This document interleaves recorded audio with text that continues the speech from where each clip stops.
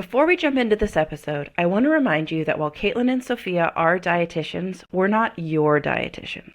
This means the information shared in the Food Freedom Fertility podcast is intended to entertain, educate, and inform.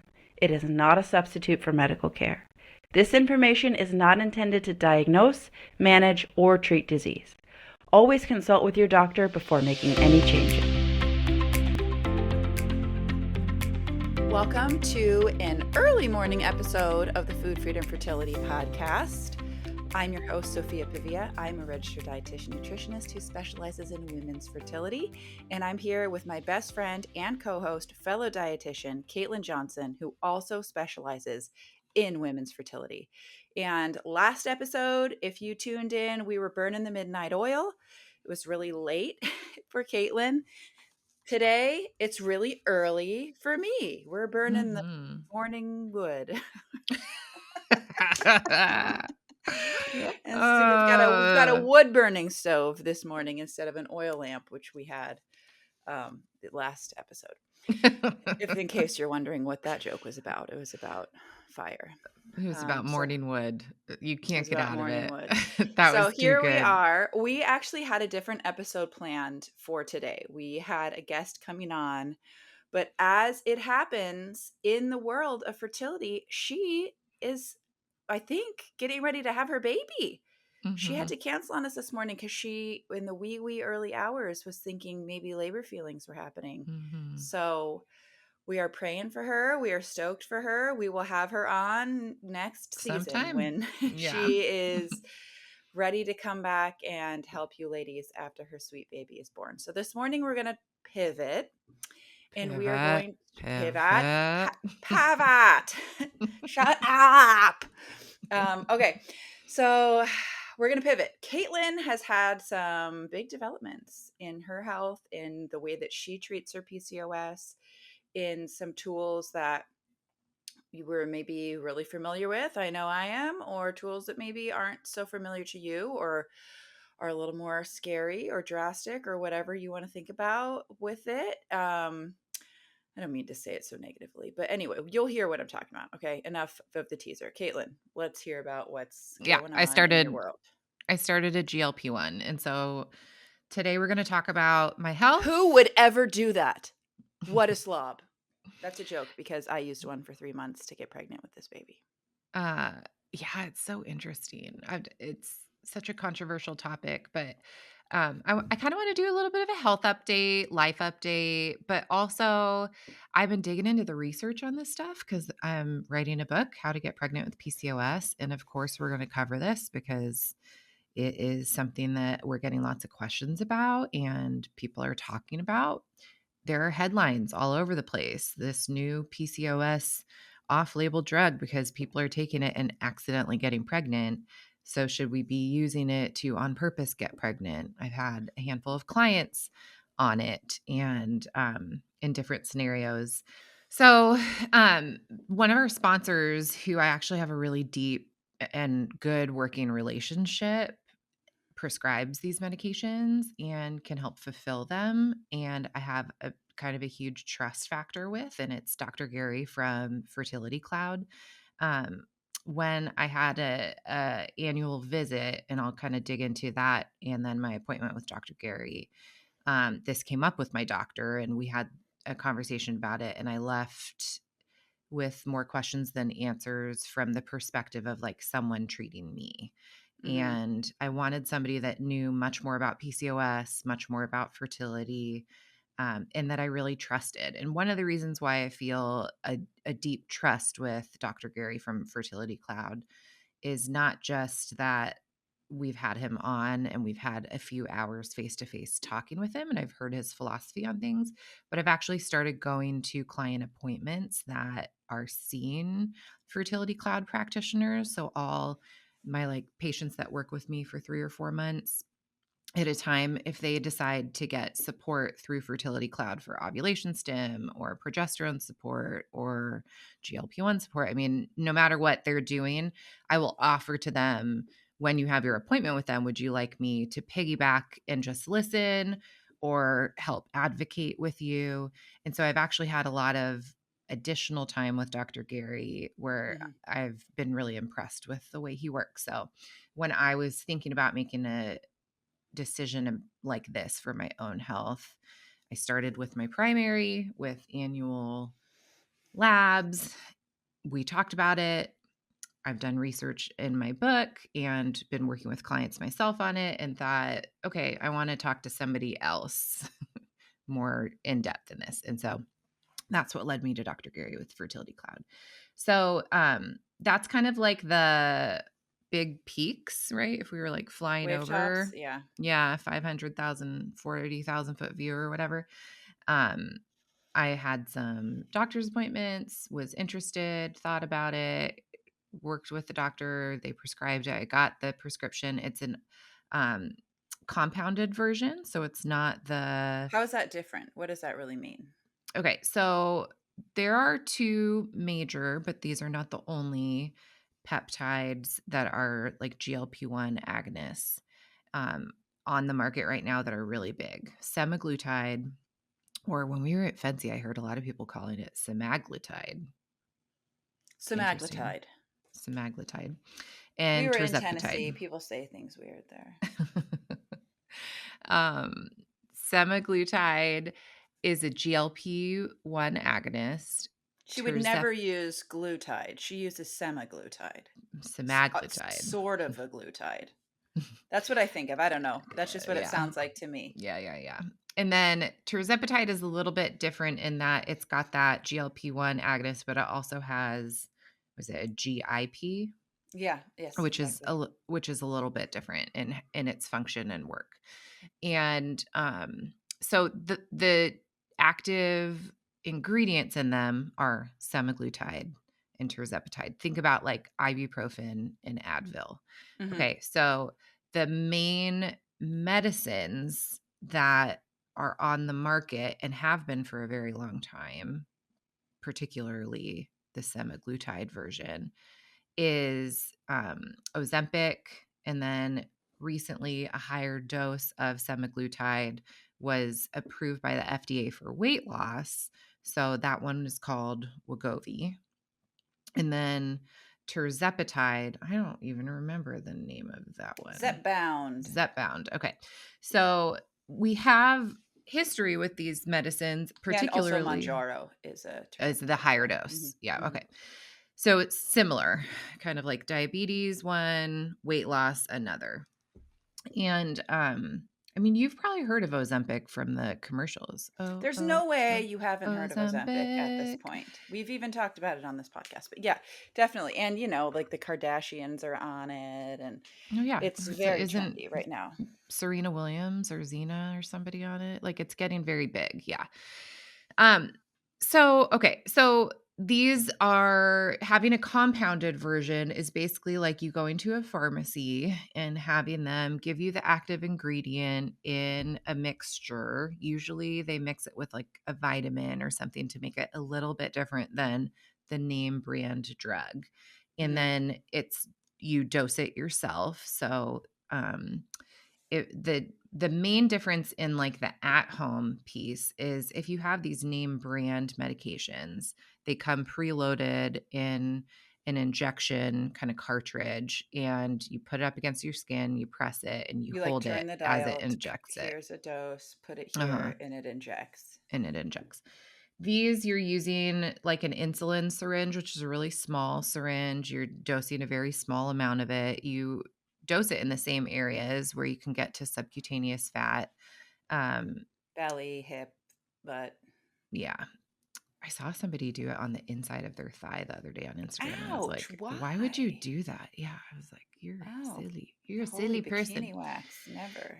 Okay, but the other main thing is they're a lot less expensive. So if your insurance doesn't cover the name brands, you can typically get a compounded version from a compounding pharmacy for a lot less than like the Oh, seven to way less. $1,500 a month price tag And that's of conservative. I've yeah, had people told it's going to be $8,000 a month for them to use it's just semaglutide. insane.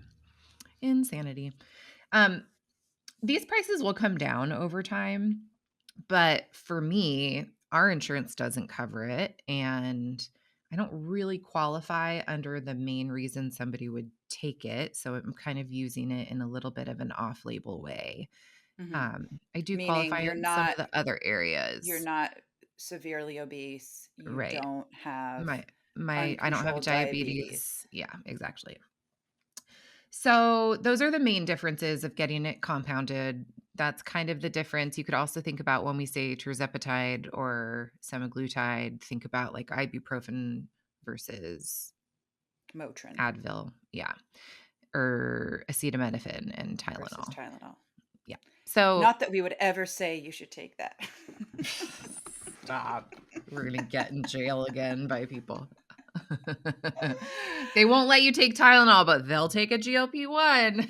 Oh my gosh, right? Oh my god, and the level of Botox these women talking about Tylenol. I'm like, that's the least of your problems. Yeah, we really should do an episode on that. I don't want to because I feel like people are going to be mad because I just said Botox and I just said Tylenol. And girl, I already have a job.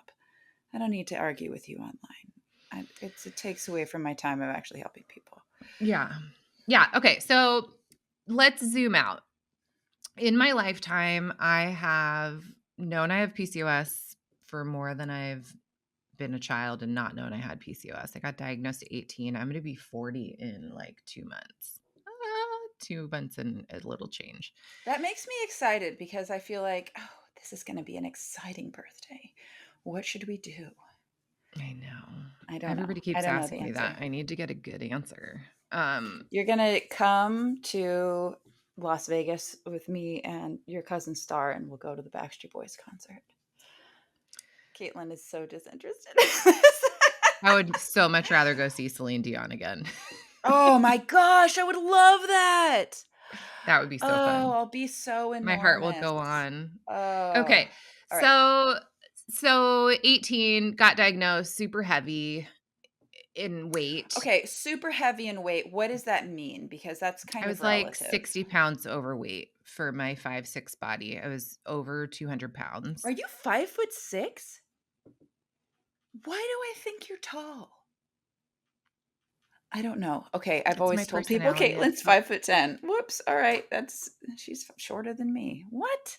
Okay, we can talk about this another. Next time we're together, we're whipping out the measuring tape. Sometimes my doctor will tell me I'm 5'7", but it's usually after a yoga episode, but then they always again tell me I'm 5'6" at some point. So I'm somewhere Mm, in between probably. okay, I Um, respect that.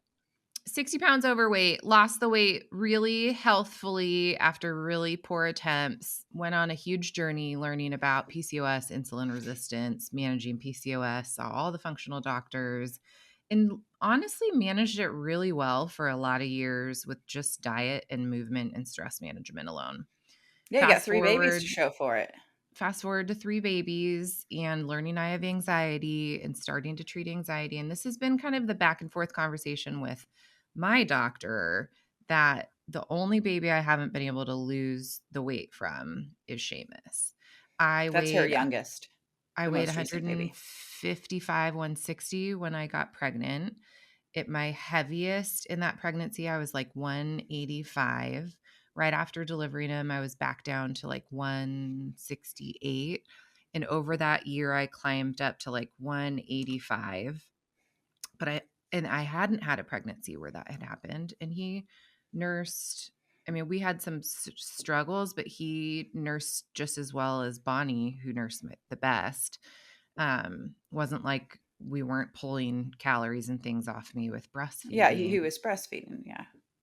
Um, but the main difference was that I started taking Lexapro, and I have brought that up to my doctor a handful of times, and he's like, "It's really not that much of a difference in terms of weight. If anything, sometimes people go off it, and then their depression or anxiety isn't managed well, and then they eat more."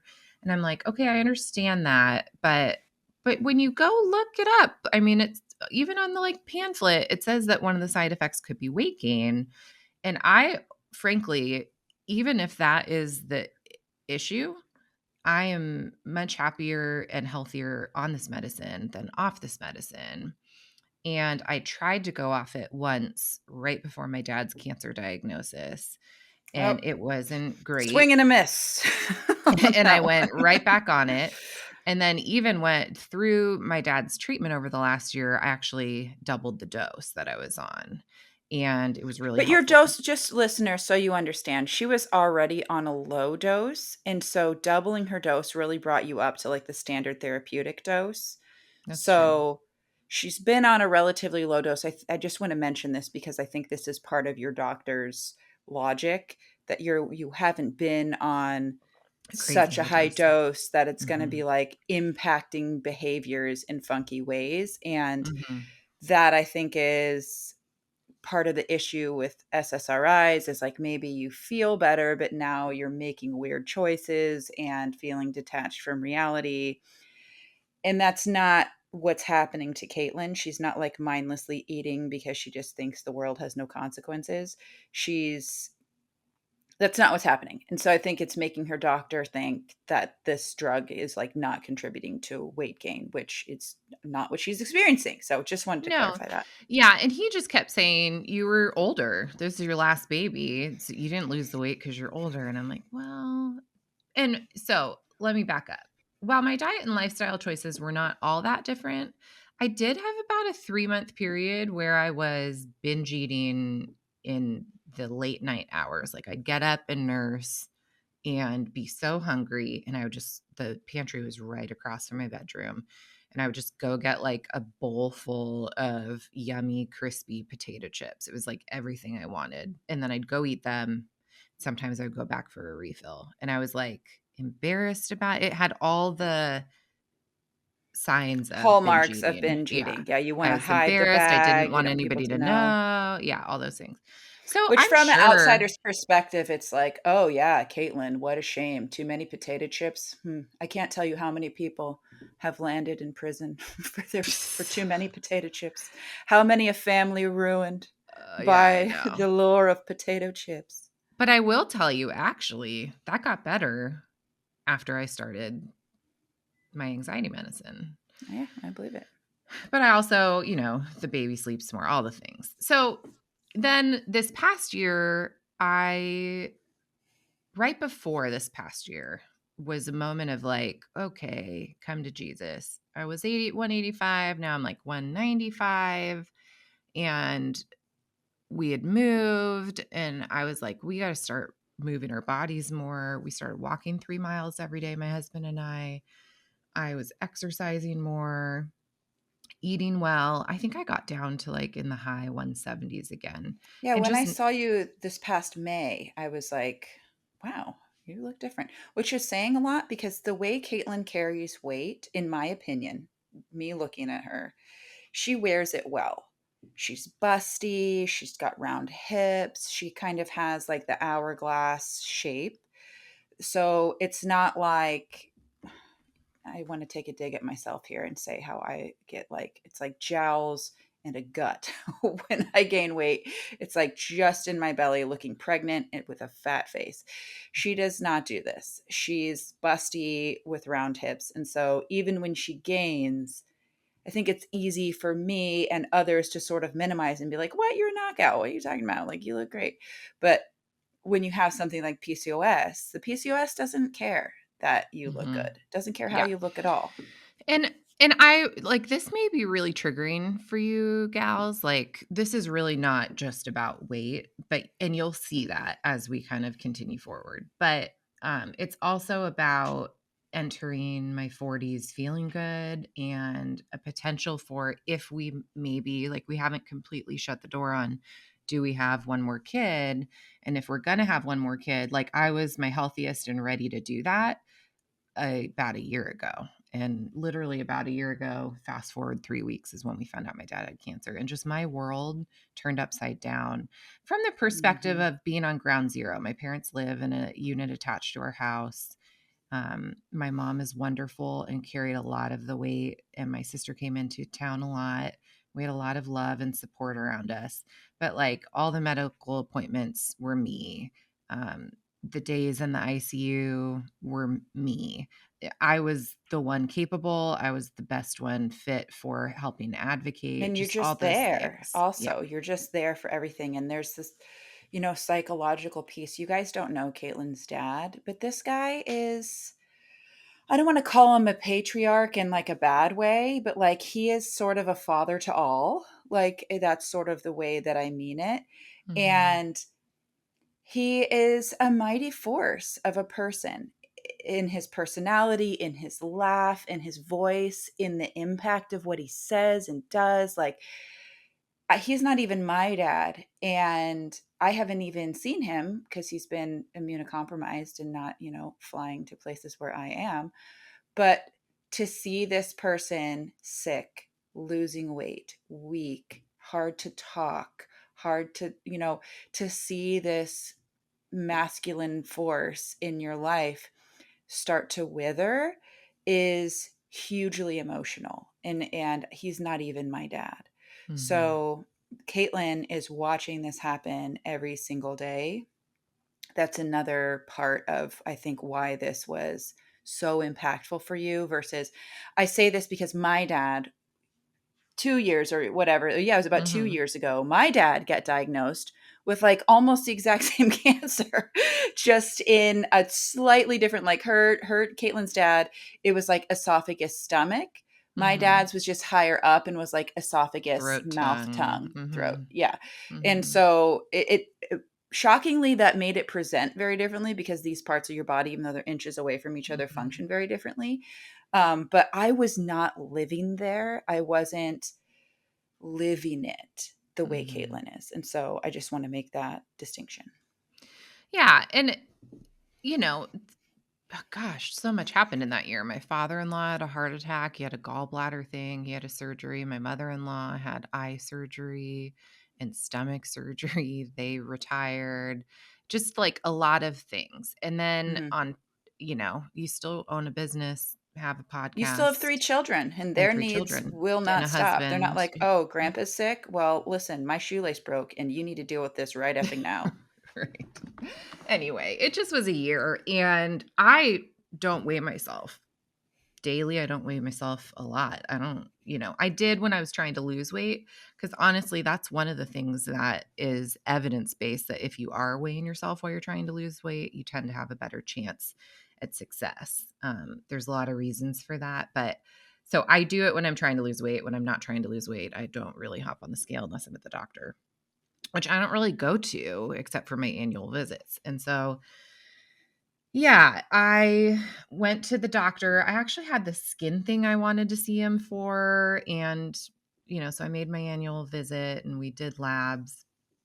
And I walked in and got on the scale and it said like 204. And I was like, what? I Hmm. don't feel like that. This feels really weird. I came home and checked my scale and they're not the same scale, but it was pretty close.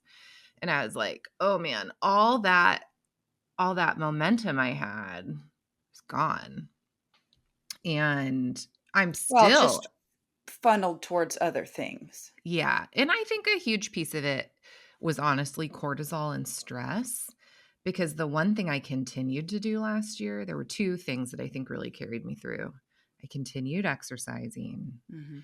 and, I went to that CBS Bible study, Yeah, which girl. was Plug for community Bible it study. was so great. We did Matthew, and, like, Mhm. honestly, Jesus just met me there, and I couldn't handle a lot of, um, like, the normal shows I watch and just my media consumption. Yes. I hardly ever went on Instagram that year, but I watched The Chosen. I actually watched it through twice, and I felt like I encountered Jesus last year in a way that I so deeply needed him, and just encountered him as my Lord, and as just this comforting presence in a way that I really hadn't before. So that got me through. The other thing I leaned on was 5 o'clock wine o'clock. Like, it was pretty much every day I was like waiting for when it was appropriate to pour myself a glass of wine. And so Mhm. that certainly added calories, impacted my liver's ability to metabolize and do a whole bunch of things. And I'm sure was a part of the weight gain. But at the other piece, I think was majorly just stress. Can I So ask you a question about that before yeah, you move on? yeah, So when yeah. you say a glass of wine, was that realistically the amount you were having, or was it like, top it Uh, off and have another? Like, were yeah, generally you generally a glass, and maybe I would take another half pour. Like if I drink wine, it's mostly that I want to do it while I'm cooking. It's like my edge God, off. what is It's that? I love romantic that to as well. me. Yeah, it's like, and then when we sit down at the table, I'll take a sip or two with my meal, but by then I'm moving on to carbonated water, like Mhm. a LaCroix type thing. We are taking a break from the episode, and I want to chat with you a little bit about Fertility Cloud. If you've been told you need help ovulating, or you have PCOS and you're trying to figure out your next fertility step, I want to tell you about Fertility Cloud. They make fertility care simple, transparent, and affordable, especially when it comes to ovulation stimulation and ovulation induction treatments. Instead of waiting for months to see a fertility specialist or getting hit with surprise bills, Fertility Cloud lists every price clearly right on their website. You'll see exactly what you're getting into and exactly what it costs. No hidden clinic fees, no surprise invoices later.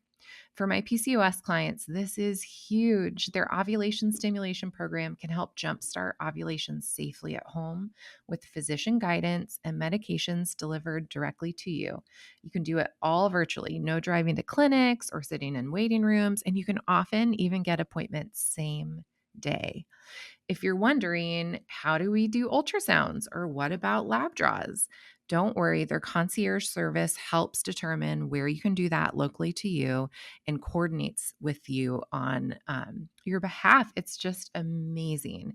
And here's the best part: if you're ready to take that next step, you can click the link in our show notes and get $50 off your first appointment. That means you get right in front of a fertility specialist for $115. That first visits gets you matched with a fertility doctor who actually understands your needs, and you'll walk away with a clear plan for your next cycle. So head to the link in our show notes, book your appointment, save $50 on your first Fertility Cloud visit, because fertility care should be transparent, affordable, and built for you. And so, yeah, I would say most nights it was that. Certainly, there was probably a night a week that BJ and I maybe split a bottle of wine and I had two full pours. But it was generally like I would open a bottle of wine and it would last me 4 nights typically. Okay. Yeah. Not that So I'm like the alcohol police, but I just want people listening to understand we're not talking about problem drinking. This wasn't having multiple glasses and calling it a glass of wine. This was a I'm glass of thankful wine. for it. Yeah. It really helped at the end of the day with like dad stuff, work stuff, kid stuff, dinner time. And like finally, when my husband showed back up to be able to help with the kids, it was like I could drink a glass of wine while I cooked dinner. And for those few moments, it just felt normal. Life was Mhm. normal for a little Mhm. bit. But it didn't help my sleep. I mean, I woke up at 2 or 3 a.m. every night going like, what the fuck? I am struggling to sleep. Like that happens all the time if I drink wine. I Same. sometime midnight, I not midnight, but in the middle of the night, I wake up and I have a hard time going back to sleep. And it's like it has a specific feeling to it. And truly, we're not talking about like I was drunk. It's like a glass of wine. Anyway, let's move on. This is about GLP-1s. So I go to this doctor's appointment, like things are different. I had already taken 2 months off drinking. We got to the end of May. I saw Soph in the mountains and I was like, okay, after this trip, I'm going to do a couple dry months, dry June and July. I did that. I went and visited my cousin Star and had wine there. And one night I had cocktails. But then I came home and I pretty much went dry for another month until I just saw Soph Mhm. in Nashville. And one night I had a glass of And I'm wine. really in a heavy drinking phase right now. One night I I had a glass of broker of it. wine. Yeah, and then the other night I had one cocktail of a 5 night, so it's not like drinking. I'm back to like I'll have a drink, but it's not like a nightly occurrence. Sure. But a glass of wine every night adds up, and so I'm sure that was a piece of it. So anyway, fast forward, here I am at the doctor. And I'm like, wow, I just saw my number on the scale. Like, okay, let's see what my labs are doing. And my cholesterol was a smidge high, and it has been a smidge high since Seamus. So it goes along with the weight gain. My family has hypercholesterolemia, but honestly, I've always had great cholesterol, like Mhm. low cholesterol in general and really high HDL. My HDL is still fairly high, but my LDL was up and my triglycerides were slightly up. And so I was like, okay, it's time to maybe start really looking at this and talking about it. Yeah, My pouring doctor's some like, energy back into this. yeah, my doctor's like, let's just put you on rosuvastatin. And I was like, let's not. So, um, that's one piece of health things I'm trying to address. We pulled my vitamin D, looked okay. It was in the low 40s. We pulled my thyroid labs and everything looked great. I have hypothyroidism in my family. It's something I've never struggled with. TSH is not only good, it's like optimal. Mhm. And then we got to my blood sugar and my insulin.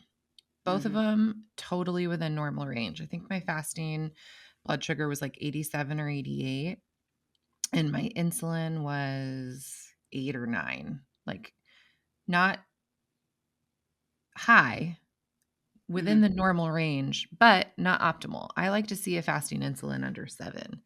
Um, and when I calculated my HOMA IR from the year prior to this year, it had gone up a couple points, but it had pumped me up above that 1.9 number, which shows early insulin resistance. Now, I've had insulin resistance, to my knowledge, for at least 20 years. Um, I have had times where my A1C was flirting with pre-diabetic, and I didn't know way back when to be looking at HOMA IR, so I actually don't have previous HOMA IRs from when my metabolism and weight struggles were more apparent. But this is the first time it's floated above that number since I have calculated HOMA IRs over the last about decade. And that concerned me. And so, my doctor and I talked, and I brought up my concern about Lexapro. He poo-pooed it. He basically has told me, you're older, you're going to start gaining more weight with perimenopause coming on soon. And it has more to do with skeletal and lean muscle loss than just frank insulin resistance increasing. So take that for what it is, go do more weights, and which is a good recommendation. I think that was a good call from him. But basically, he's like, all the nutrition stuff, and it sounds like you're already doing a lot of it. You've already cut out the extra alcohol. He's like, we could do a GLP-1. And I thought, I don't know if I want to do that. Like, I'm doing all the supplements. I could add metformin. I don't know if I really want to do that. So I started asking him questions about how he had seen most of his clients that he has recommended it to do on it. And by and large, everyone he's put it on, he's kept on it. Because really, that's what the research shows. If you want to keep off the weight or see the health improvements you saw in it, Yeah. you may come down in dose and go to a more maintenance dose. But for most people, going on this medicine is a temporary fix, it's not a forever fix. Mhm. If you don't pair it with diet and lifestyle changes, it's going to be like any other diet or lifestyle change you ever did that improve things. When you stop it, the improvements go away. And you've heard this from people on it. Like, you start taking the medication, the food noise goes away. You stop taking the medication, what happens? The food noise comes back. Your cravings go down. Food isn't as like enjoyable, and so it's easier to not have seconds. And then you stop taking the medication and all of those things come straight back. Mhm. Um, and so my doctor was kind of like, I'll prescribe it for you in an instant. You're the exact right person to take it because you're doing the diet and lifestyle. You'll see the benefits of it and you're more likely to be able to come off of it. And I was And like, less well, likely to experience some of the very real risks that come along with this drug, and we yes, cannot talk about the benefits without talking about the very real risks absolutely. because they exist. Absolutely. He was not great at talking about those things. Dr. Gary, on the other hand, made sure that we talked about all of those things. So I left, he's like, I want to give you a statin. Um, we talked about switching up my Lexapro potentially. And I was like, I don't really want to do that quite yet.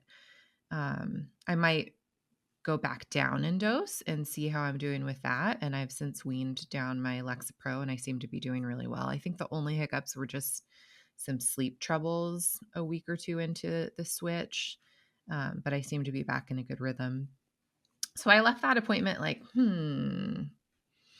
I want to talk about this more. So I'm going to kind of put a bookmark in that in my conversation with Dr. Gary. And I want to give you a little bit of a talk on what I've seen in the research with the GLP-1s, just in my own research with specific patient questions, and then also in doing research for the How to Get Pregnant with PCOS book. The thing that tends to happen with a GLP-1 is the weight that is lost is a higher proportion of lean muscle mass than if you Mhm. were to lose weight not on one of these medications. So with just diet and lifestyle across the board.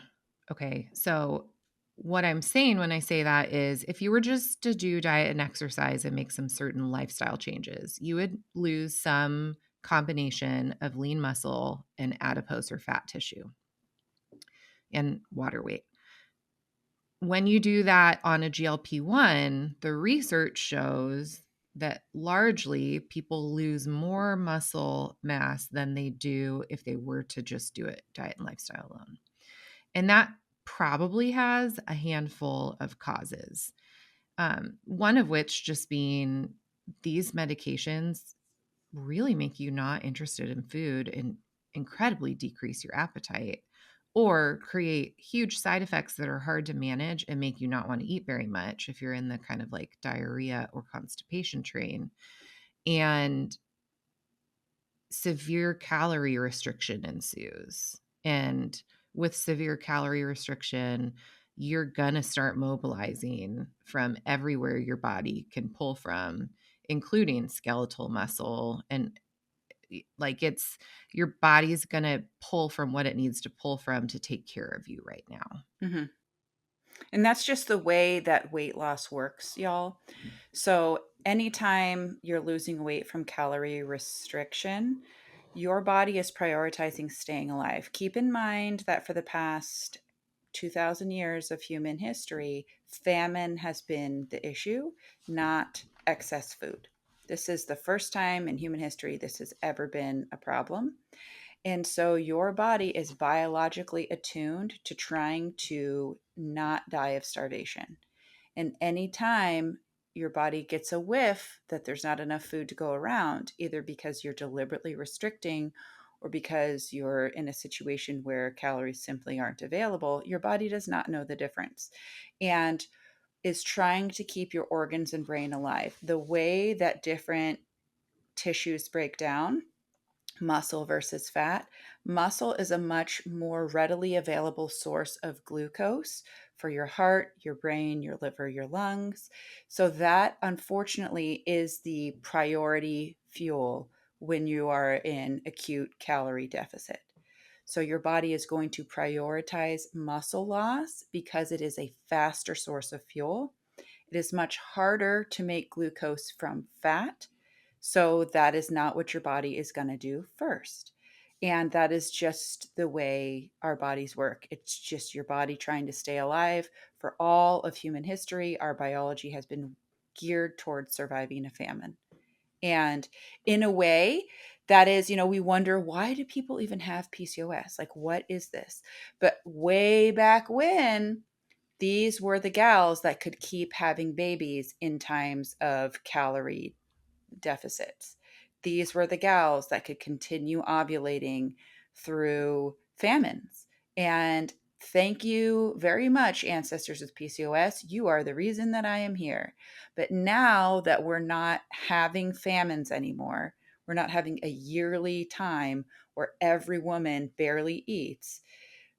It is becoming, we're seeing some of problems coming from this, where it used to just be like almost all benefit back in the day of famines all the time.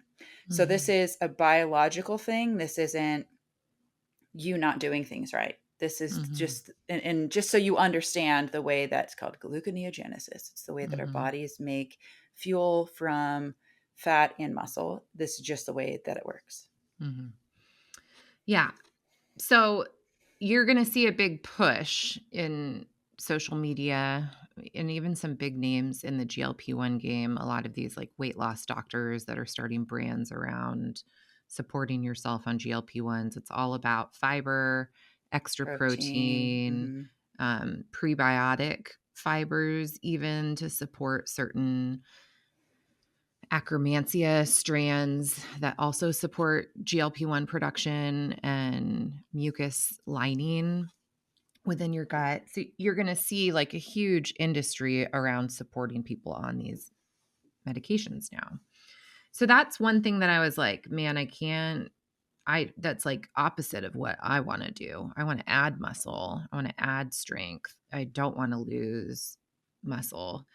Um, so that's one piece of like, I want to approach this differently if I decide to go on this. I want to support women who decide this is a good tool for them to use in their pursuit of health, PCOS, or even fertility, that they are protecting their metabolic health in the Mm-hmm. process. So that was a piece of it. Because if Another the piece, issue your doctor's saying is here, you're going into perimenopause, you're losing skeletal muscle because of your hormone changes. exactly.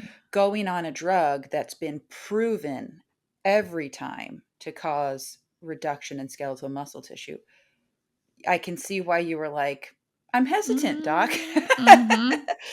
Yeah. Yeah. And yeah.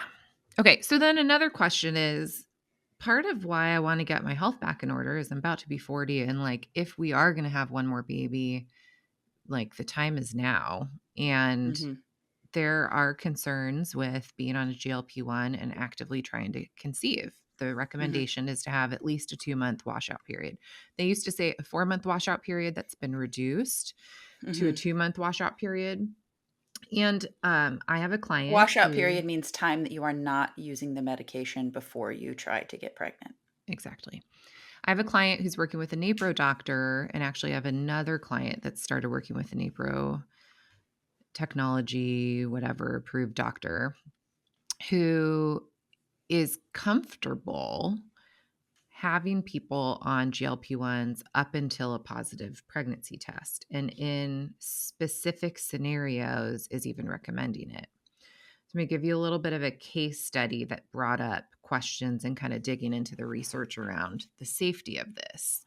I have a client who had been on very high doses of Clomid and Letrozole and was not ovulating and switched care to a NAPRO doctor. And the NAPRO doctor said, I really think we need to get the insulin resistance under control before we do much more ovulation stim, because we need to get your ovaries to respond better to the medicine, not just keep increasing the medicine, Yeah. which also Hmm. has really real risks. But we were already on like a very high dose of metformin. We were already doing all the supplements that you can do for increasing insulin sensitivity. Hmm. Um, She was heavy already at a lifting, decent weight. She decent weight wasn't very obese.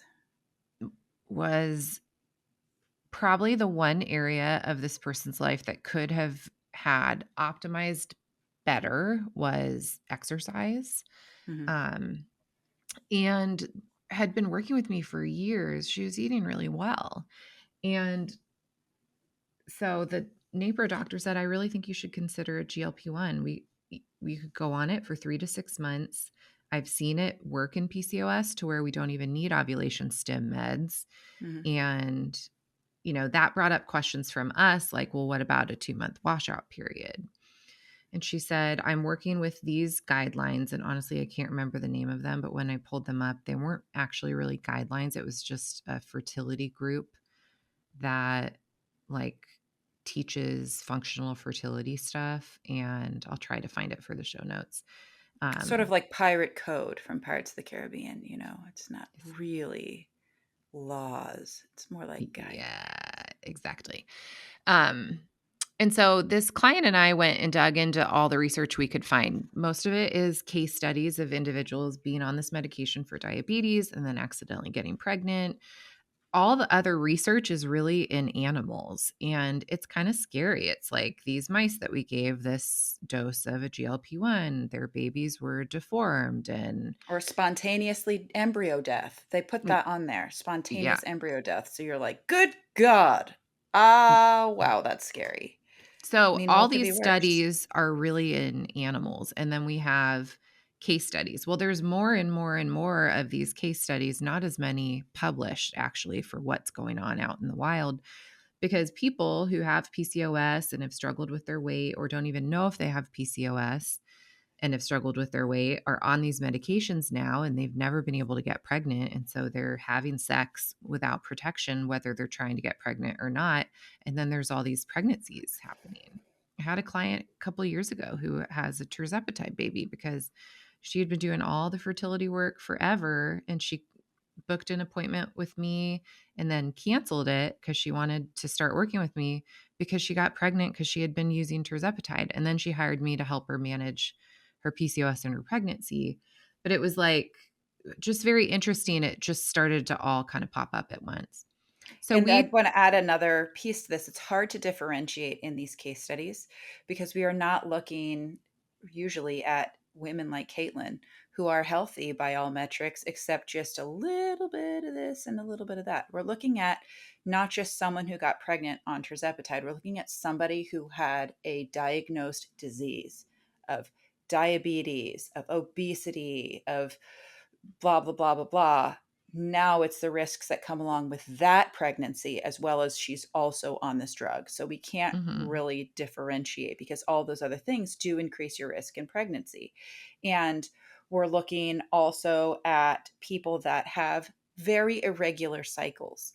And so they maybe aren't like me or you who are taking a pregnancy test day 9 after ovulation and being like, oh my gosh, I think I see a line, stop the tirzepatide.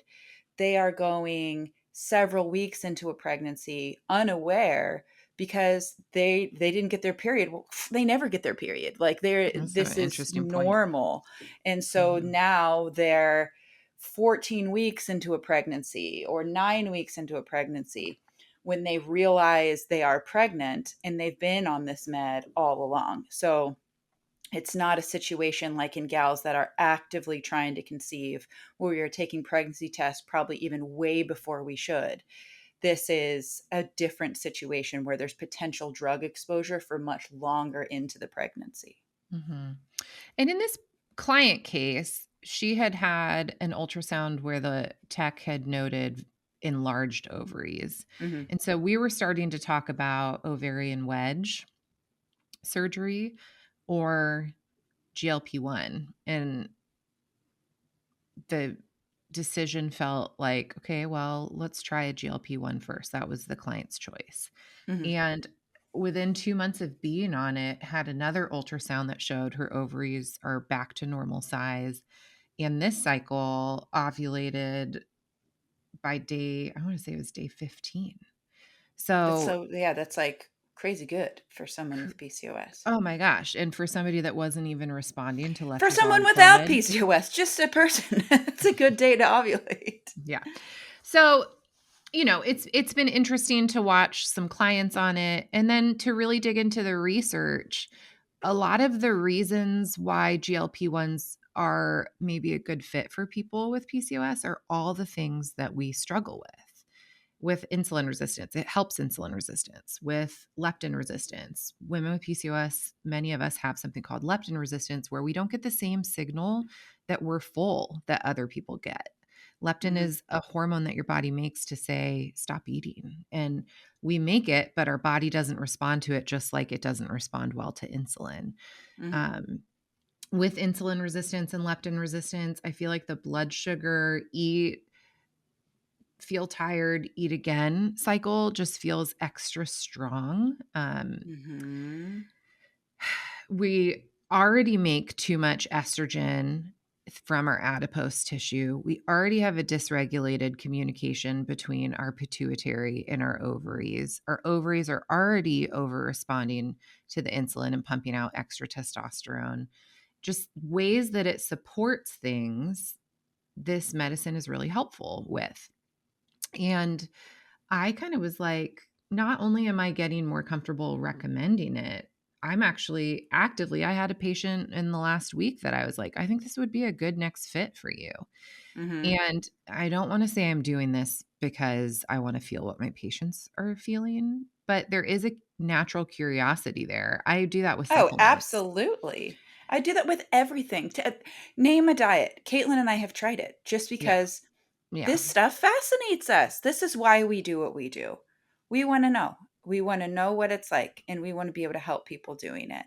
And yeah, I felt really guys, if you haven't listened to the episode, I used tirzepatide as well as a part of my fertility journey. So if you wanna hear about that, then, listen to that episode. But it was a really similar curiosity that led me to it as well, because you're like, what do people mean when they say the food noise stops? And now I'm like, oh, I know what that means. Hmm. What do they mean with these side effects? And yeah, it does. It makes me a better practitioner. I truly believe, and so that's very legitimate. Not that we're going to go like testing testing drugs just for the heck of it, but honestly, we test everything else.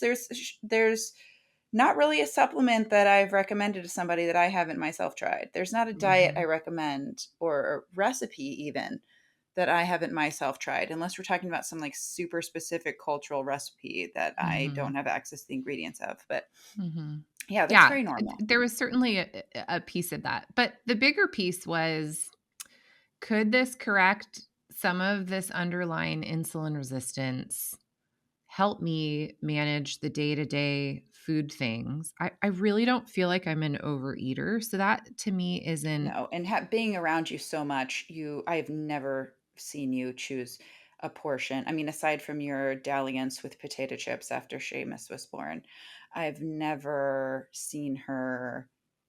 And we've been in situations where, like, laying there with a bowl of jelly beans, watching movies and stuff like that, like where it's just so easy to overeat. Up at family functions where there's so many of all the favorite foods. Like, Mhm. I've not that I'm staring at Caitlin and like judging her plate, but like I've never seen her have overeating time that would be at all noteworthy.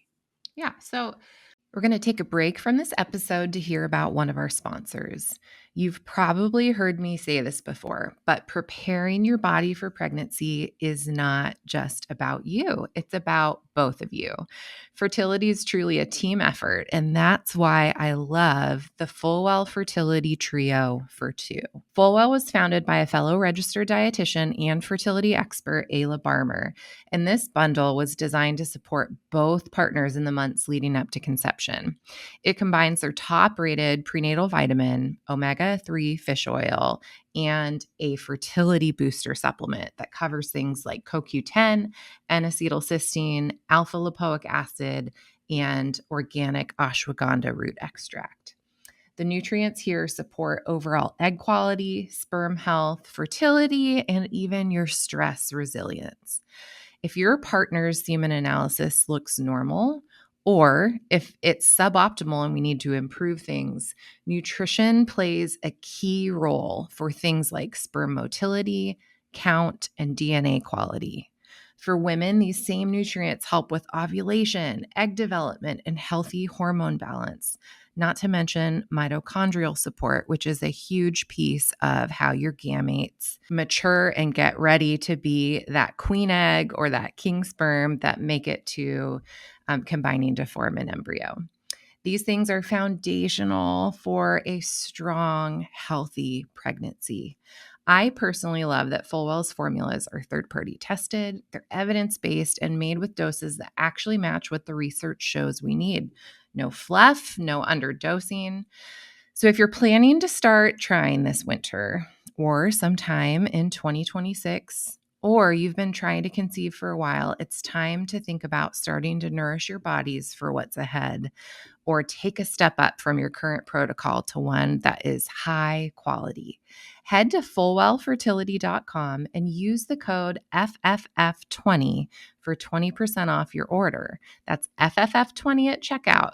I'll drop the link in the show notes for this specific fertility trio bundle and for Fullwell, along with this code FFF20. Give yourself and your future family the best foundation with Fullwell's fertility trio for two. It's not like I'm expecting it to like revolutionize how I approach food, but it is interesting that I've been on it for 2 weeks now. The food noise piece has really decreased in the What sense does that that mean? Can you just explain that a little? I don't know. I mean, I don't know if I have a You're just not normal thinking about level food of that food much. noise. Yeah, like usually I'm like, what are we having for dinner? What are we planning? What am I going to eat tomorrow for breakfast? And it's not even like I'm intentionally thinking about it. Like I want to think about it. It's just I'm thinking about it. I don't really know how to describe it. It's just food is Yeah, kind it's of like you always just the background noise. mhm. It's You know, not really there. You're not getting a specific craving for something that then gets, like, stuck in your head where you're like, "Oh my gosh, yes. Tomorrow breakfast, peanut butter banana bread, definitely." Like, I will your just say, brain isn't going there. yeah, it's just not going there. And I'll say, I think that that is one of the major hurdles of these medications. It's helpful and it's also a hurdle because Totally agree. if you aren't thinking about food, then food isn't really interesting you. And then when you sit down to eat, you just like take that fork and you're like, ugh, ugh. And I've seen Or this with worse, you're patients. not planning your meals. Yeah. You're not grocery shopping with intention. You're Hmm. sort of at the whim of what sounds kind of good right now instead of how can I fuel my body the right way for the rest of this week? It does, especially as a dietitian, I'll tell you, challenging because Caitlin and I's job is to come up with the Food right, ideas for people. mango salsa for these fish Right. tacos that we're doing, or what's a creative, delicious way to incorporate these chia seeds with no flavor. Like, this is what we do, and it makes it harder to do that part of our job. Hmm. And so I think help and hurdle. Help in that I'm not obsessing over what's going to be for dinner tonight. Oh, we just finished dinner. Should I have my favorite after dinner dessert idea? That's kind of not there. In the sense that food is kind of less interesting. I'm on like the lowest dose you take and food is less interesting. Now, I am trying to use that to my advantage in Mhm. that if there's like a waffle in front of me or scrambled egg omelet situation with veggies and neither of them sound incredibly appealing, then go for the one that's healthier. Like go for Mhm. the one that's going to balance my blood sugar more. Like that's like that feels like a no-brainer, right?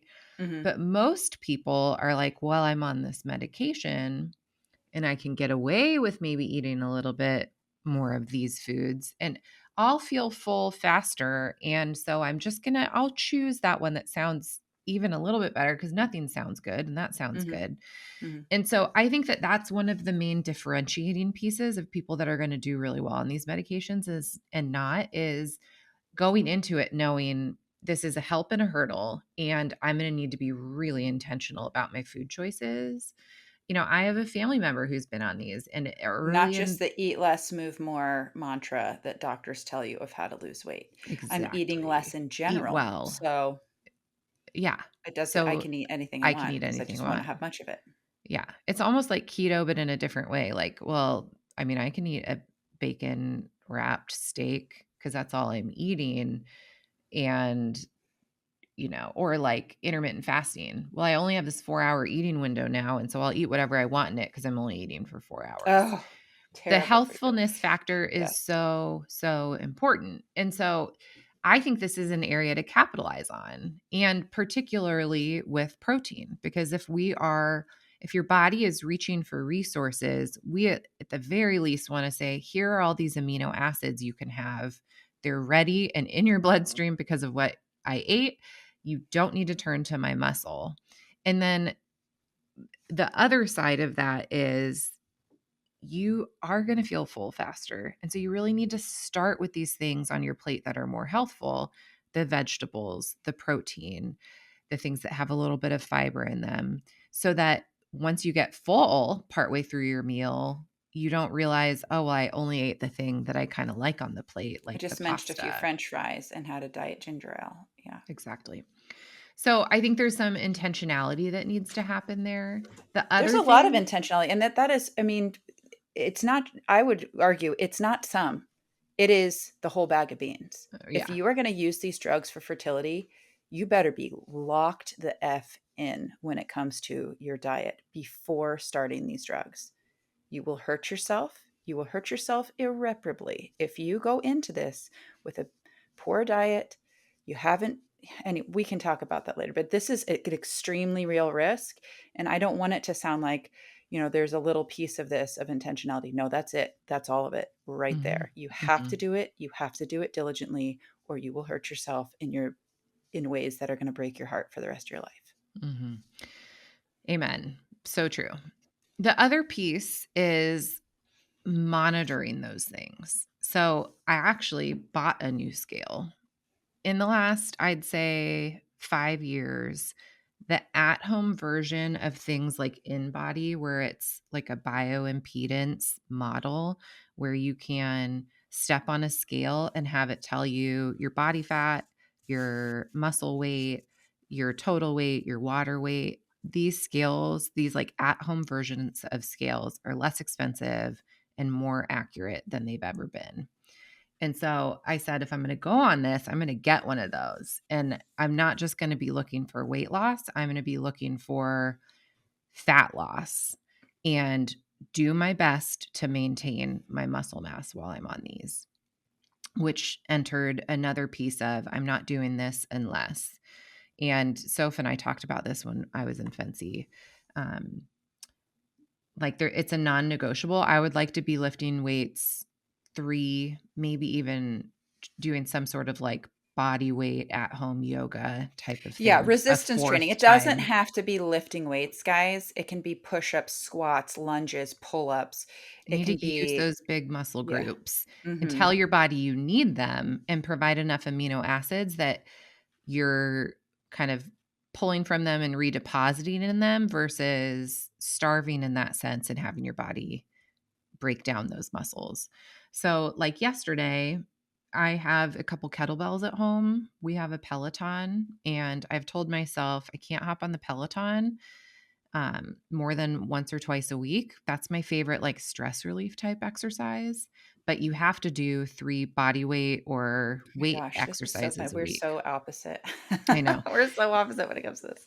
But I did this awesome kettlebell exercise with 2 kettlebells at home, and it wasn't like a conditioning kettlebell exercise where it's a lot of swings and it's heart rate. It was like using them to do different deadlifts and, all these different things that I don't even know the names of. I just do what they tell me to do. So that's Yeah, another some of the piece names are of so ridiculous too. It's like, "These are called skull crushers," and you're like, "Just call it a bicep curl, you loser." so that's another piece of it. The other thing that I'm very intentional about is getting probiotic rich foods. So every day I'm eating yogurt. Um, every day I'm eating a couple bites of kimchi, either on top of my eggs, or if I have a breakfast without eggs, I'll just put it with my breakfast. Um, I'm trying to feed my gut. I'm also tracking my food to make sure I'm meeting micronutrient needs and I'm meeting protein goals, and then I'm not eating too few calories. So How these what are you doing to do that? Like, are you busting out, like, the measuring cups and the scale, or are we just sort of keeping a general Yeah, eye on it's things? a great question. I have a scale that I have on my counter for my sourdough making. And so lately I've actually like if I'm serving myself cottage cheese, I'll put my bowl on and I'll scoop into my bowl after I've zeroed it out with the bowl on it to see how many Mhm, grams of food so that I can make sure like my goal was to get at least 20 grams of cottage cheese. And mhm. so once I've done the math and I know I got 20 plus, I usually give myself an extra spoonful. um, I'm not then going and putting that into like a chronometer or something like that. Mhm. Mhm. Um, except for if it's like a new thing that I'm making and I want to make sure, I just kind of mentally track it. I'm like, okay, well, I just know I got 35 grams of protein at breakfast. I just had a 20-gram protein snack. And then at lunch, I make sure that I'm getting enough.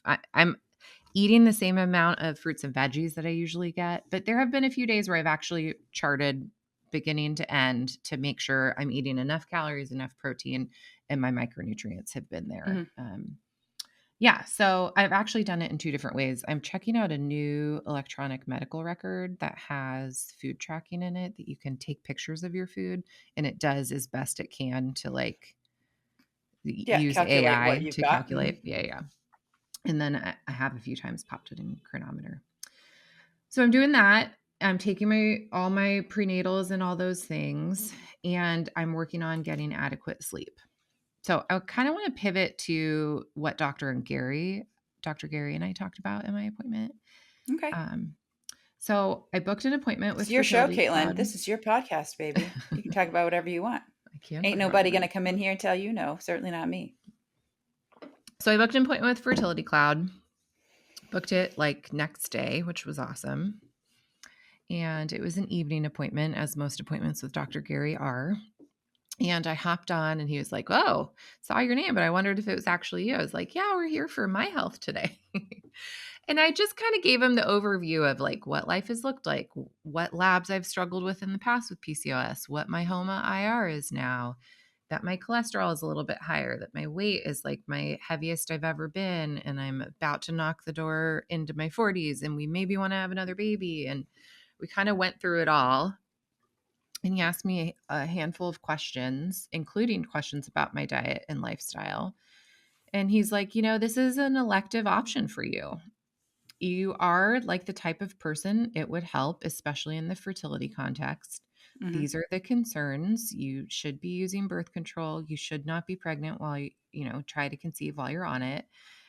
We don't support people. Just a quick pause. You should be using birth control. People who hear that think she means Sorry. she's gonna take a birth control pill. No, no, no, no, She no, is no. preventing pregnancy You should with be using cycle like a tracking and a barrier. Yeah. barrier method. Yeah, yeah, You yeah. should be You preventing should be pregnancy. prevent that. Yeah, that's what I meant.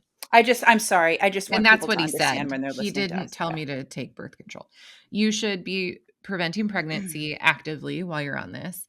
The concerns are, and he listed off a handful of concerns, including things like thyroid cancer. Do you have any history of thyroid cancer in your family? He asked me about another cancer that I can't remember.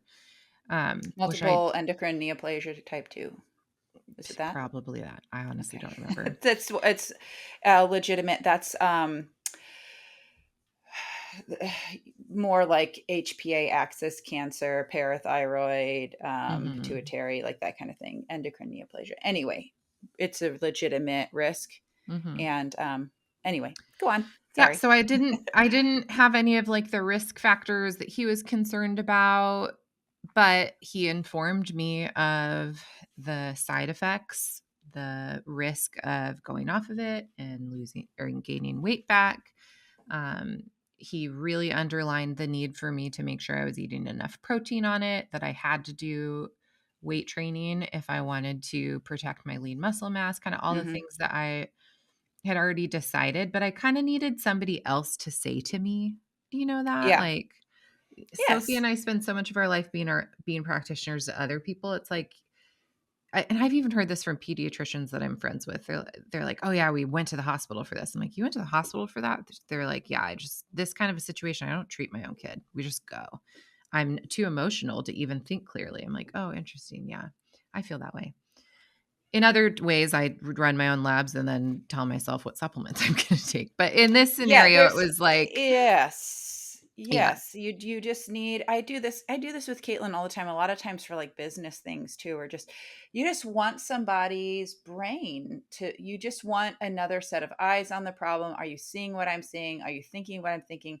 Because I'm thinking a lot of things, got a lot buzzing around up here. So Mhm. what of these things are the real things that I need to be focusing on? That's more like what they help you do. Yeah. It's not a revelation. Wow, Caitlin, you need to be lifting weights. Yes. I mean, nothing necessarily was a revelation, but it was good reinforcement talking with you and then talking to him. Like, I Mhm. weight train maybe 2 days a week. Sometimes maybe 1 day a week and I'll be extra stressed, and so I'll go for an extra walk or hop on the Peloton. And so that to me was like, okay, if you do this, you have to weight train. That's your primary exercise. And if you get walks in or if you do Peloton extra, great. But also you're not allowed to go heavy extra on those to where you don't want to weight train. Uh, Mm-hmm. so there were pieces of that. And he kind of at the end of it was like, well, this is elective. You don't have to do this. It would help you with your insulin resistance. It would probably quiet down PCOS symptoms, which you'd be happy with whether you guys decide to try to conceive again or not. And I'd be happy to support you through it. But if you're not already doing these things that you're doing, like, or if you start feeling badly on this and you can't maintain them, this is not a medication for you. Oh No. my gosh, say that again.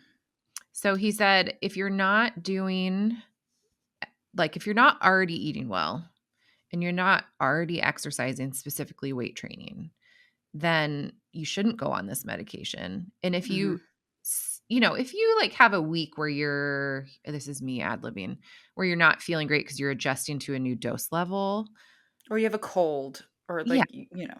life. But if like long term, you're not able to exercise, you're eating so few calories and you're losing some weight, but it's not healthy weight loss, then you need to stop. You can't Yeah. stay on this medication. You have to go Yes. off of it. Yes, and if you are not really the message is if these habits are not already established, I want you to understand, listener, you're not going to establish them once you start this drug.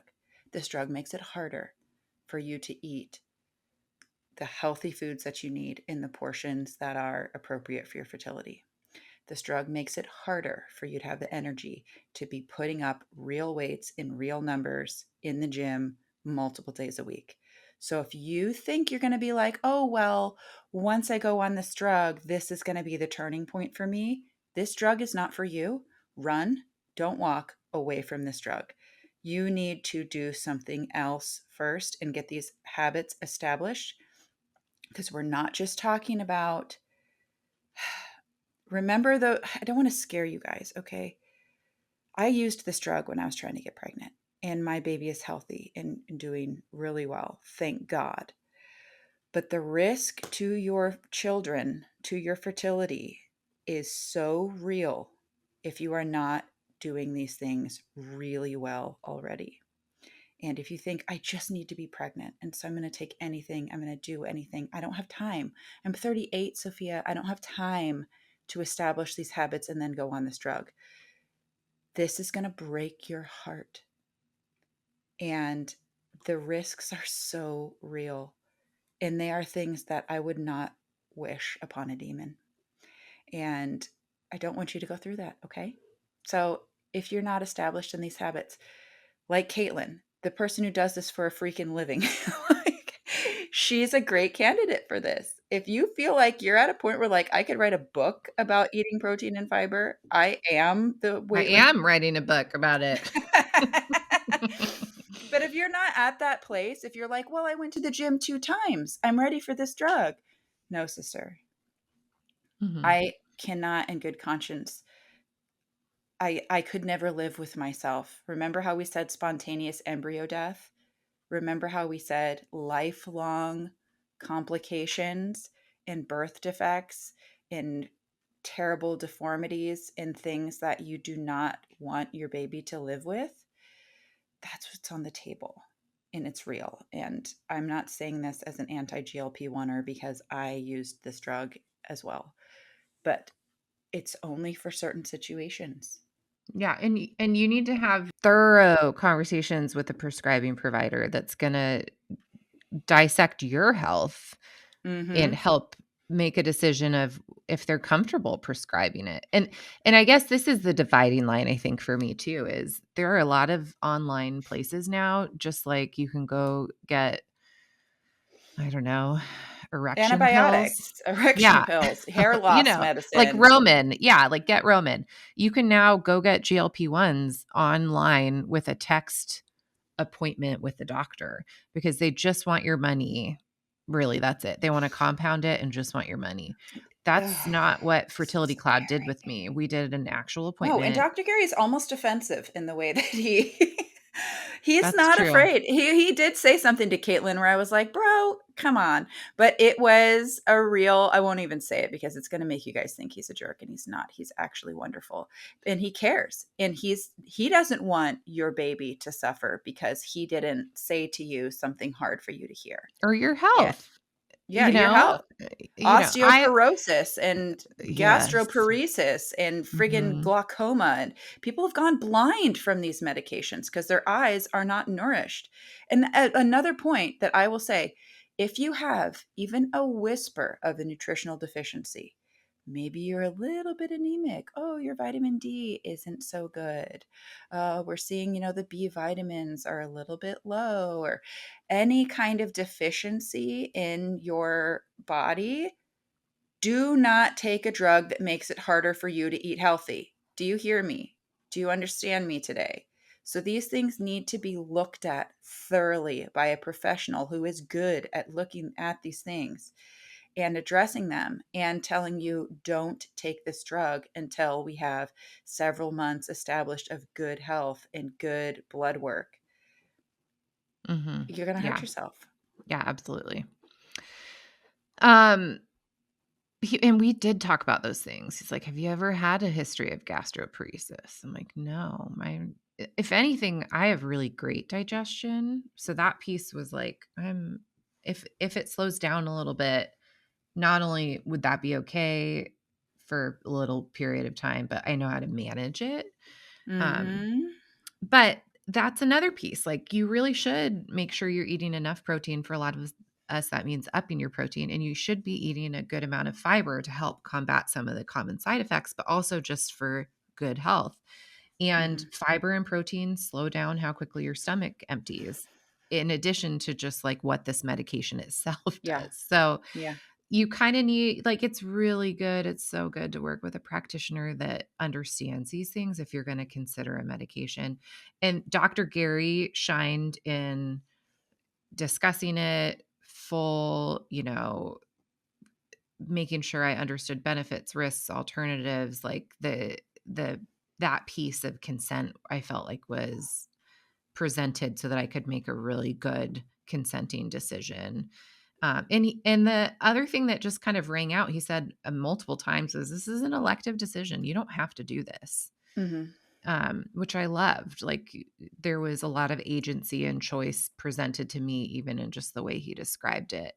Um, and I said, well, why don't you get the ball rolling? I'm going to pray over it overnight and make a decision tomorrow. It's also an expense I needed to talk to my husband about, and be able to move forward if I want to. And so they sent me the information that night, which was funny because it was such a late appointment.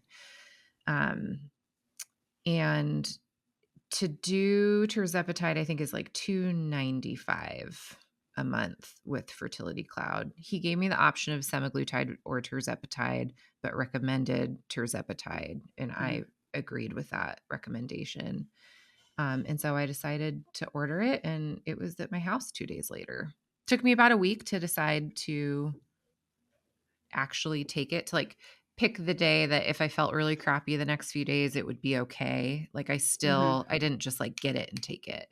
Um, but those were really big pieces to the puzzle and kind of why I chose to do it. It's really a health and a question mark on fertility. Do we want any more?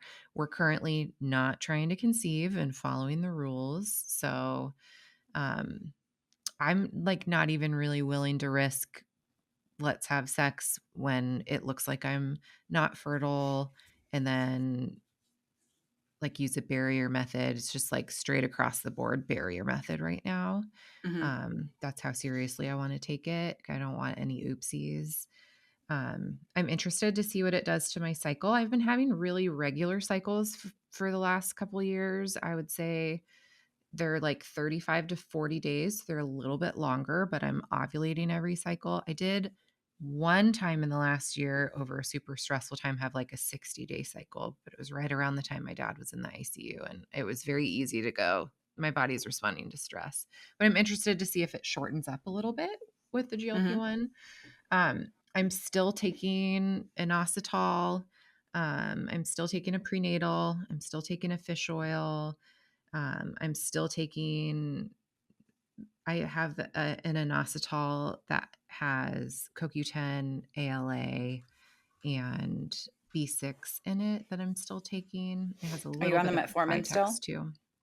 No, I took metformin for like a week until I got the GLP-1 and then stopped the metformin. I took, Okay. yeah, my primary prescribed it, and I was considering it if I decided not to do the GLP-1. And I just, even though I was like, I'm probably going to do the GLP-1, I filled it and was taking it for like a week for a little bit of support, kind of like Sliding into segueing. home. Yeah, Yeah. yeah, yeah.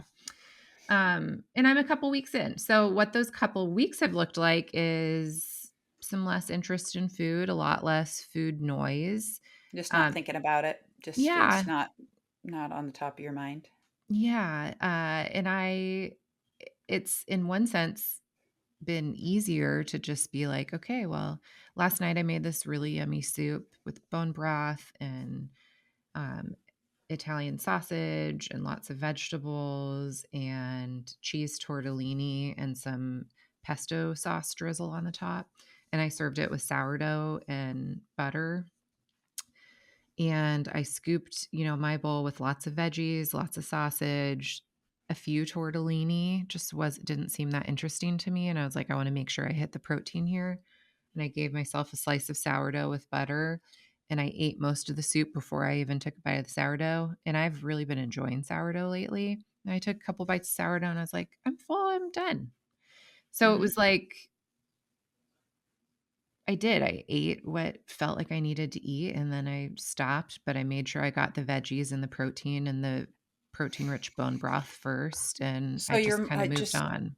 to clarify, so you're monitoring what you're eating. You are monitoring your weight. You are monitoring your exercise. Are you continuing to draw labs? What's your plan like on Mhm. monitoring blood tests and other Yep. metrics? The 6-week mark, we're gonna check my thyroid just to make sure there's no impact on my thyroid. We're gonna check my iron levels just to make sure there's no anemia or anything like that. We're going to recheck my glucose and my insulin when we pull those labs. Dr. Gary offered to order them, but my primary, I get to boss him around super easy, and my insurance will cover it if I do it through him. So, um, we're going to run those labs at the 6-week mark, and can check back in with Dr. Gary either just by like messaging through their EHR system, like things are going good. Oh, this was the other thing when I was on the call. I said to him, I don't plan on going up in doses quickly, and I don't plan to hit like the typical dose. And he's like, Mhm. that's great. I'm on 2.5 milligrams right now, which is like the starting dose. He's like, after a month, go up to the 5 milligrams. And if you want to, just stay there. I have seen, and this is the piece I don't know about because I've not been on it before. I've taken 2 doses at this point. I've seen such a reduction in food noise and appetite, and I'm weightlifting. So there's a piece of this that I'm like, it's going to help. I can tell because it's made me already change that one piece of I'm doing more weightlifting and the food noise is less. And so I'm probably eating like 4 to 5 bites less of any meal that I would have eaten. Um, But I don't know. I don't even know if I'm gonna go up to the 5 milligrams as quickly as he Yeah, I recommended. actually never did. I Yeah. never increased. Um, and I didn't think that I needed to.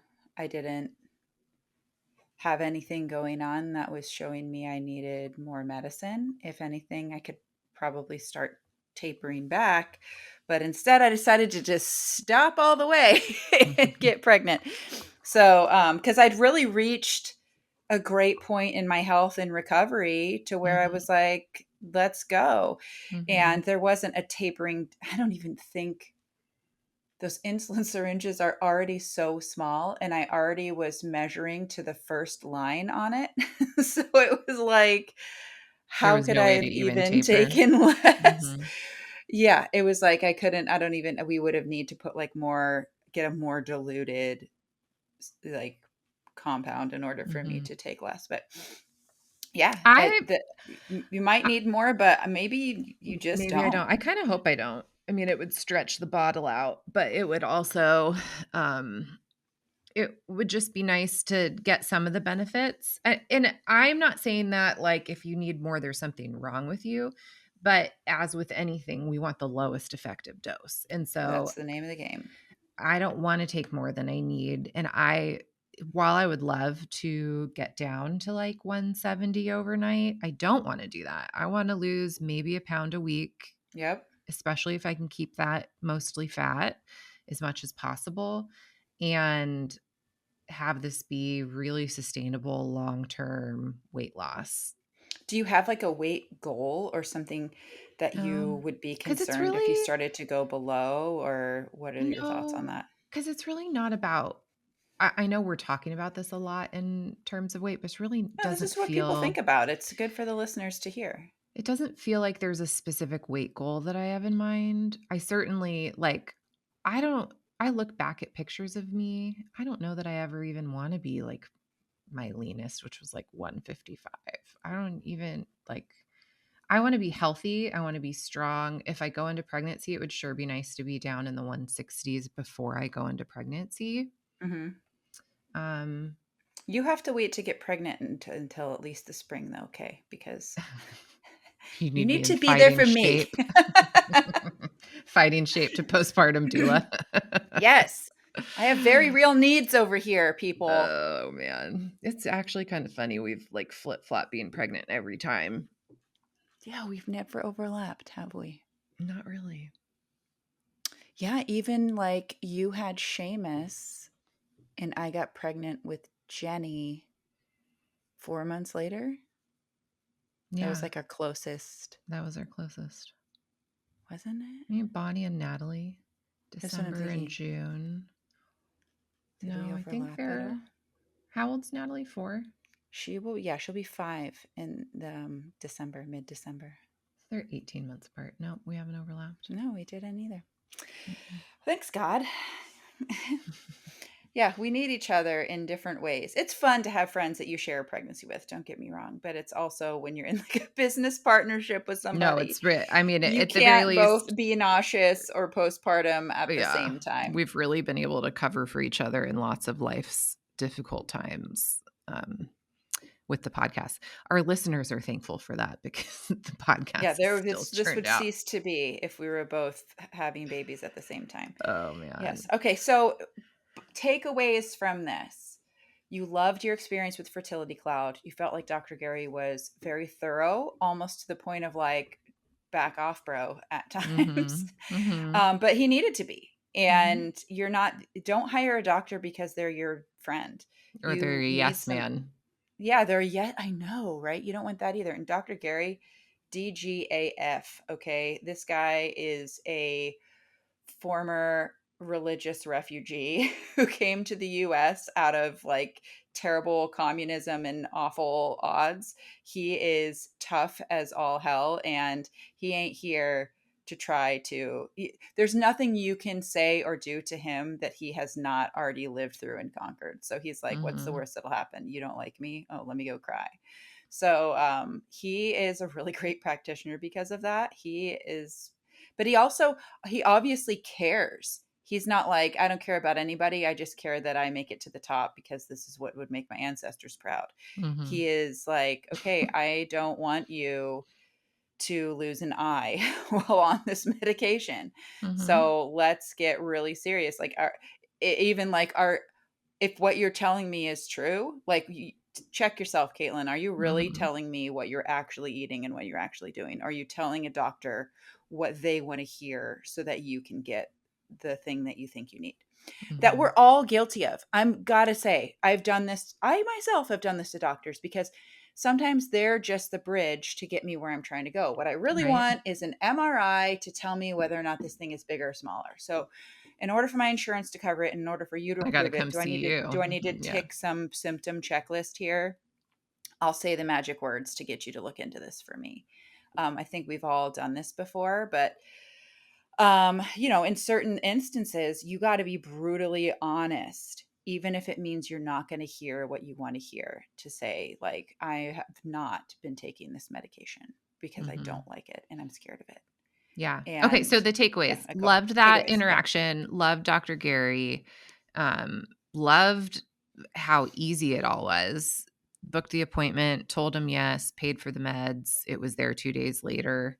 They're, like, available for me to message and ask questions at any time, so that was awesome. Um, I loved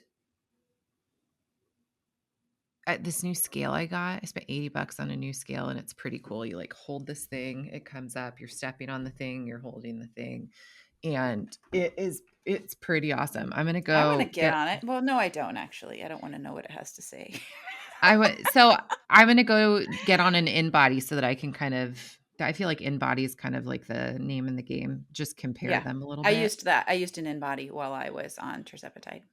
Um, Shout out I Joy Wellness Partners. Heyo. I think that is literally, like, either get something like that or regularly get checked on one to make sure that you're not doing your metabolism a major disservice.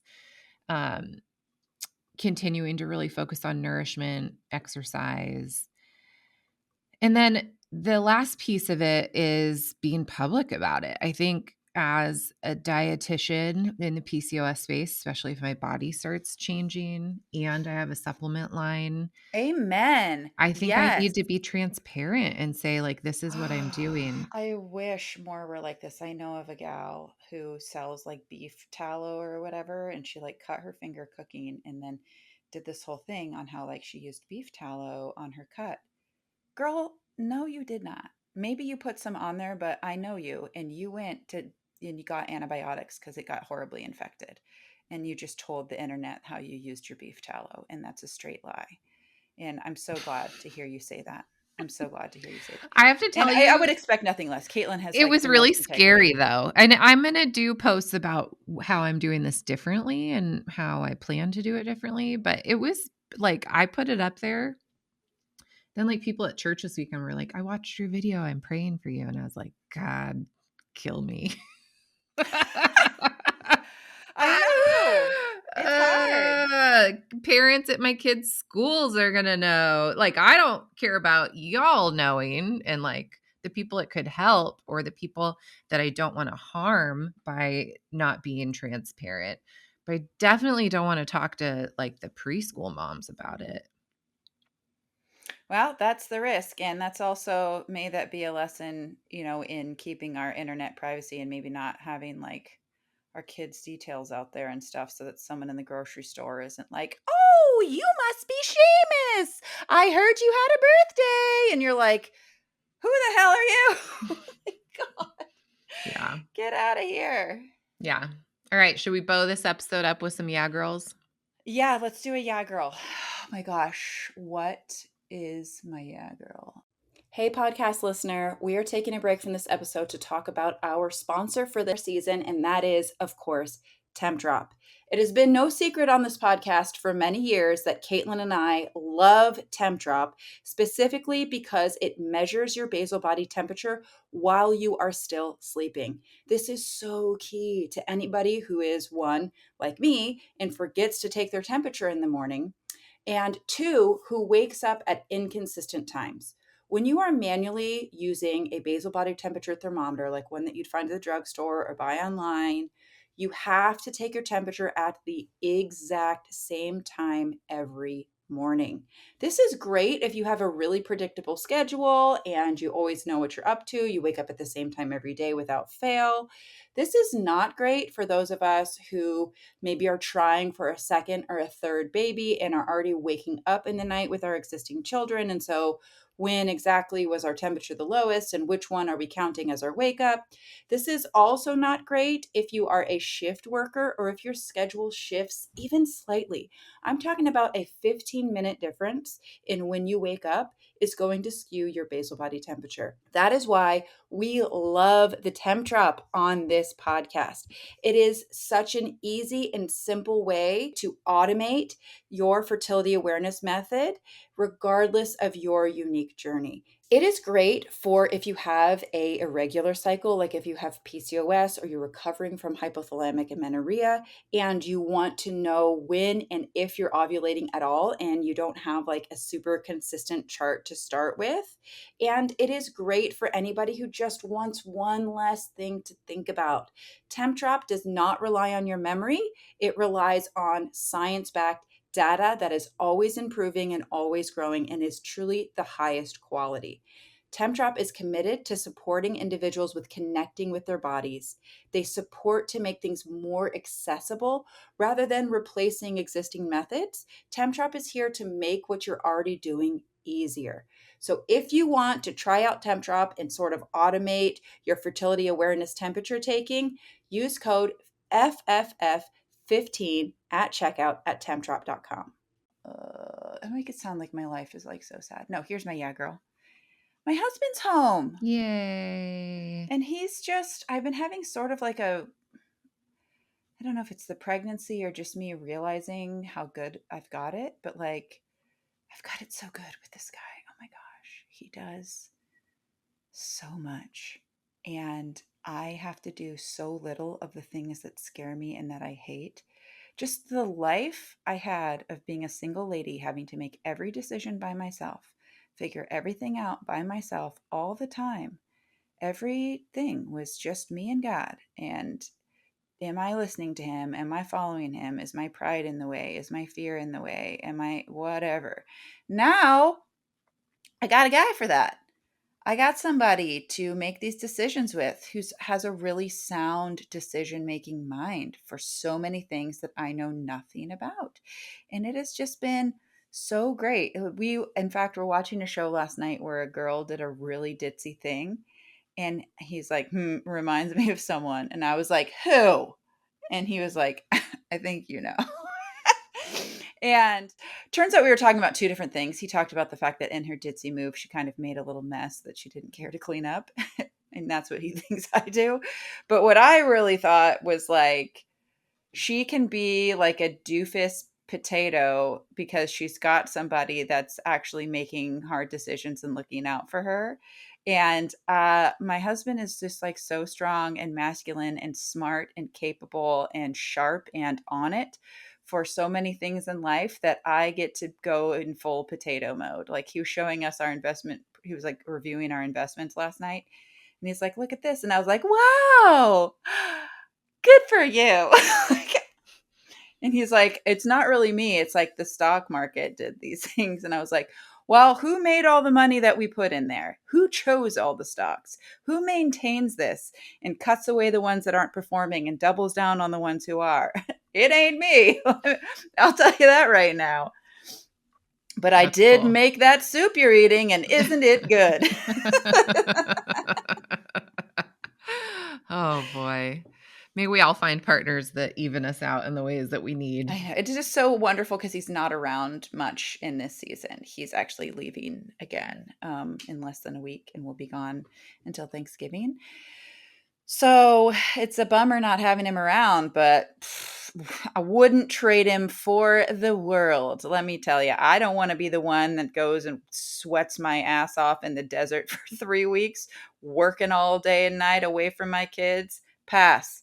I'll be the one that has to do bedtime alone. Oh, what a hardship. Yeah. Yeah, girl. Yeah, girl. Yeah, girl. Okay, my yeah, girl. So, okay, my daughter came home from school like 3 weeks ago, like, "Can we please go to this thing with this flyer?" And I'm like, "Oh my god, these schools, why the flyers? Why tell the kids about the things without asking me if they can tell the kid about the thing?" Because this was not a thing I wanted to go to. It was like, "Come in your costume to this very expensive gym and learn tennis, and we'll feed you pizza, and there will be a costume contest." And I didn't really understand, naive Caitlin, that what Bonnie was really in it for was the costume contest. was like, okay. And she's like, very important that we get a very specific leopard costume. Super excited. So damn cute in it. I mean, so cute. But it was this whole thing where like on the flyer, there were 2 dates. And so I thought it was last Friday. So we called, do you have room for us? They're like, oh, it's actually next Friday. So she got all excited and then it didn't happen. Well, then finally we got all excited and we went. And I was like, right before we went, I was like, babe, rock, paper, scissors on who has to go and who gets to stay home with Seamus. He's like, you know, you're going. I'm like, I know. I'm the social one. I don't want to go though. Anyway, I went and I walk in and we walk in with this other gal and her son. And I'm not going to say her name or anything, but her kid goes to the same school as ours, but I didn't know that. And she recognized my girls because who doesn't recognize two cutie redheads? We stand out wherever we go. And so she's like, do you guys go to this school? I was like, yeah, we go to that school. She's like, oh, cool. Where we go. The little boy's not in the same grade as either of the girls, but I think they might play on the playground together sometimes. So we're talking and we just realized there's like a lot of synchronicities in our life. We both moved to Wichita a handful of years ago. She's like, my husband's a total nerd. He's into this. He does IT stuff. He's reads all these books. I was like, oh, you're married to my husband. Just a lot of things that were similar. So then she starts asking me questions about me. And I can tell from a couple things she said that she's got only one child. I'm like, well, yeah, I own a business. I work from home. I just didn't like lead with what I do. And she's Yeah, like, I get well, that. what are your hobbies? I was like, well, lately I've been cooking a lot. just life, right? But I'm also writing a book. And she's like, oh, that's so cool. So we talk about some things and then she comes back to it. And she's like, what are you writing your book on? I was like, oh, it's called How to Get Pregnant with PCOS. She's like, oh, interesting. I have PCOS. And I'm like, I knew that already. I didn't say that, but like You could just, I don't want sometimes to you say can you can tell. just tell, but you can tell, Sometimes you especially can by just the tell. things that people are saying that they're doing and not doing. And, there's some physical hallmarks of it for some people as well. So then she says, we lost a baby 2 years ago at 25 weeks. Boo. And I've been in therapy for 2 years and we're just starting to try again. And I'm seeing this doctor and this is what we're doing. And it ended up being like we had an hour and a half together. I was like, whip out those labs. Let's look at them. What do you think about this? And she's like, what about this supplement I'm taking? What about this? And I pulled out my card and I was like, at the very beginning, she's like, what, when she asked me what the book was about, I wasn't really going to spend the next hour telling her what to do with her life unless she asked me, because that's just not who I am. But if she asked, I was going to be generous. And so I handed her my card and I was like, well, check out, I have a podcast. I have this, I have that. And then this guy over to my right is like, hey, can I have one of your cards? My wife has PCOS. I was like, yeah, guy, way to go. So I handed him a card. Well, at the end of the conversation, she's like, I feel like I need to pay you. This was just like a appointment I just got and got all this help. And I'm so thankful for you. And I was like, man, Bonnie and your costume loving self and wanting to go to this tennis thing that I literally was like kicking against the pricks. I was like, I don't want to go. I don't want to go. I'm not going to talk to anyone. I brought a book to read, all these things. And then it ended up being so great. And I have this new friend. And I'm really excited that I think I might have actually been able to help them. So that was just a really fun, like Yeah, all the girl, things use your came together. skills, make a friend. Yeah. Yeah. There you go. What else is there? Help a What lady else have a is there? baby after a devastation. Yeah. Yeah, Well, girl. That's what we're here for, baby. yeah. This is what it's all about. And, I believe that when the roll is called up yonder, there are going to be names written in the Lord's book of life because of the work that you and I are doing. Either they got to be born when they would not have otherwise been born, or they came to know the love of Christ through us. And that's going to be really cool. It's so cool. Yeah, God. All right. Well, there's our episode. This one's definitely a longer one than what we're used to recording, but I hope that you loved it and that it was really helpful for you and that you feel hopeful and also cautious when it comes to these Mm-hmm. medications. So give us a rate, review, subscribe, share. You know what to do. If you like something, please, you have your smartphone in your hand like all day anyway. Just use it for the powers of good and do all those things I just said. Okay? Talk to you soon. Bye.